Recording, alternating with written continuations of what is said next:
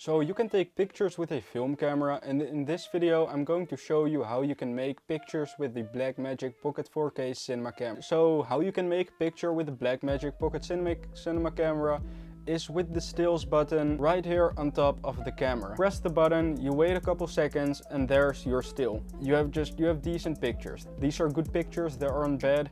But it's just decent, like you won't get really good pictures out of a film camera. So the thing that annoys me when making these pictures is those are stills and they have like their own stills folder on your SSD or your SD card. And I think that's the reason why you can't look them up in the camera. If I press the gallery button, I can only see the videos I've made. I don't see any stills. So the thing with this camera is you need to eyeball it, or you need to have like a device with you that you can insert your SD or SSD in so that you can view your pictures. But other than that, you can't see your picture.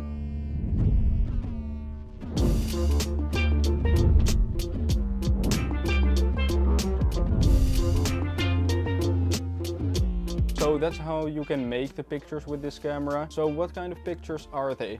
They are DNG pictures, so you cannot shoot RAW with this.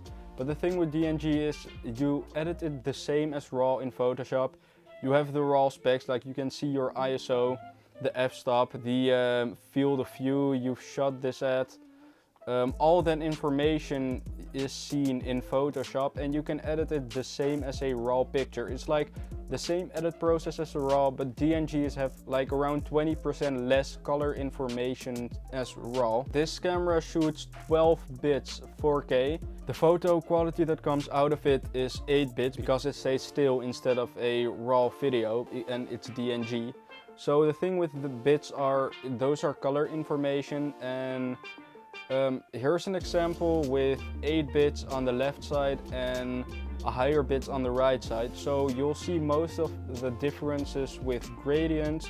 If you're shooting in low light, something like sunsets, like this picture, it's like a lot of bending going around when shooting it in 8-bit. In normal lighting conditions, you won't notice a lot of difference. So back to how you can make a picture with this. You press the stills button, you wait a couple seconds, and to get the highest results with your photo, go into your camera settings, set the resolution to the highest possible, and also set the bitrate to the highest possible. So set your settings to max and then take a picture for the best photo results.